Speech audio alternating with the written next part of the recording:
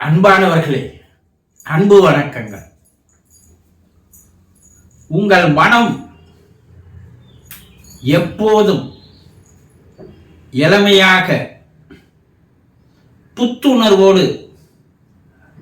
புத்துணர்ச்சியோடு இருந்தால் உங்களுடைய உடலும் இளமையாகவே இருக்கும்.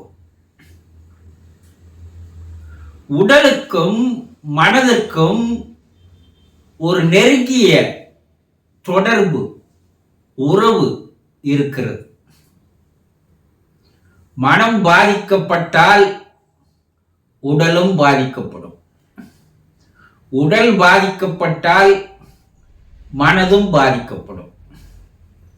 உடலும் மனமும் ஒரு நாணயத்தினுடைய 2 பக்கங்களை போன்று.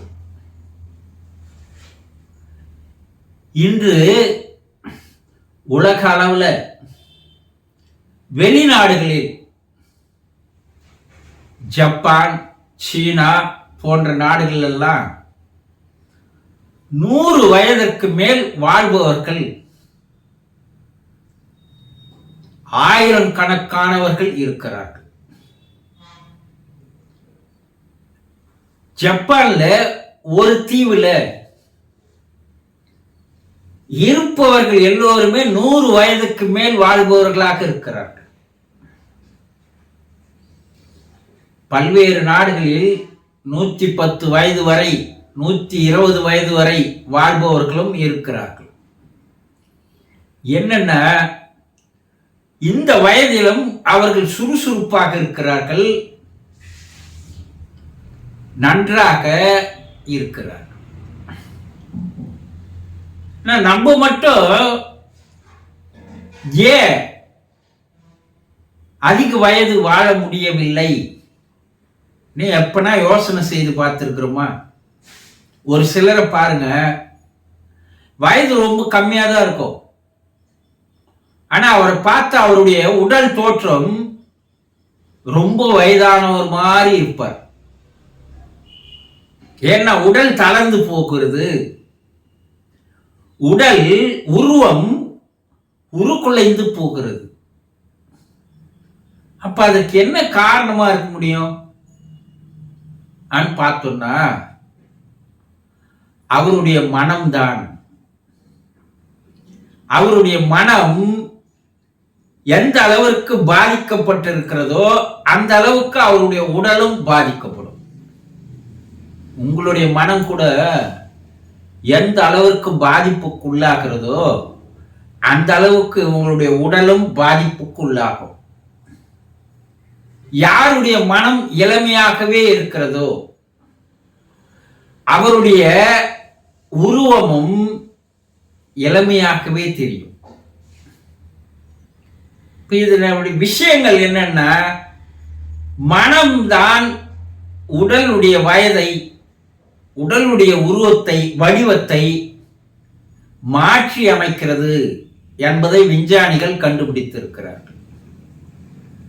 இந்த வயதான தோற்றம் வருவதற்கு முக்கிய காரணம் என்ன சொல்றாங்கன்னா, மன அழுத்தம் தான் காரணமாக இருக்கிறது. யார் ஒருவருக்கு மனம் அழுத்தம் அதிகமாக இருக்கிறதோ அப்போது அவருடைய உடலில் இருக்கின்ற உயிரணுக்கள் உருகுலைந்து போகிறது, அது சிதைவு ஏற்படுகிறது. உயிரணுக்கள்ல சிதைவு ஏற்பட்டா உடலுடைய உருவத்திலும் சிதைவு வருகிறது. இந்த மன அழுத்தம் உடலில் இருக்கின்ற உயிரணுக்களுடைய உயிர் ஆற்றலை அது குறைக்கிறது, செயல்படாமல் போகிறது, உருக்குலைந்து போகிறது என்று விஞ்ஞானம், இன்றைய மருத்துவம் கண்டுபிடிச்சிருக்கு. இன்னைக்கு மன அழுத்தம் இல்லாதவங்க யாருன்னா இருக்குமா? கொஞ்சம் யோசனை பண்ணி பாருங்க. ஏதோ ஒரு வகையில் எல்லாருக்கும் ஏதோ ஒரு மன அழுத்தம் இருந்து கொண்டே இருக்கிறது.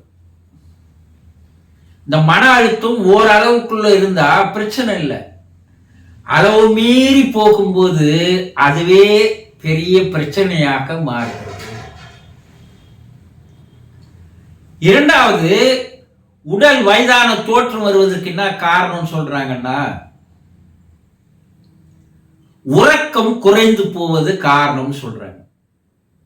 ஒரு மனிதன் குறைஞ்சபட்சம் 6 to 8 மணி நேரம் தூங்கணும்.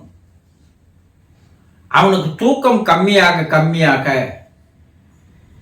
இந்த தூக்கம் கம்மியாகும் போது உடல்ல சுரக்கின்ற உடல் நலத்திற்கு ஏற்ற ஆரோக்கியத்தை தருகின்ற மெலோடின் என்ற திரவமானது என்ன ஆகுதுன்னா சுரப்பது தடைபெறுகிறது.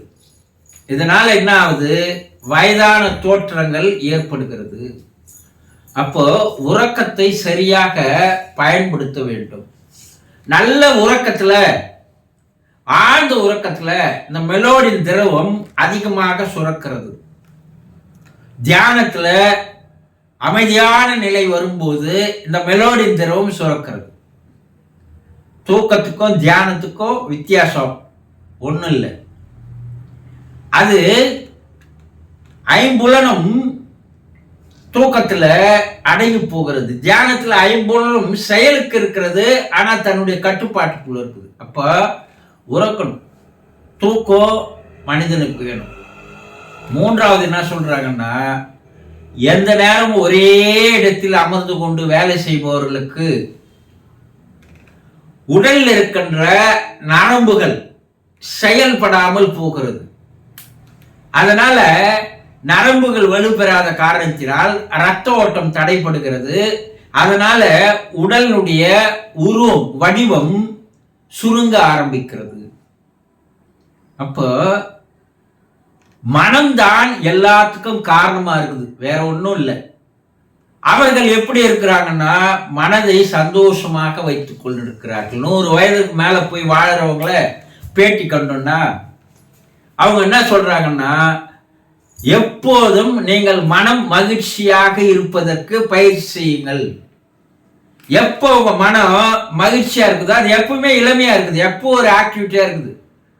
நாங்க ஏதாவது ஒரு வேலை செய்துன்னே இருப்போம். 100 வயசானாலும் வேலையில வயசாயிடுச்சுன்னு நாங்க உட்காரவே மாட்டோம். ஏதாவது ஒரு வேலையை சிறு சிறு சிறு வேலையை எந்த நேரமும் செய்து கொண்டே இருப்போம்.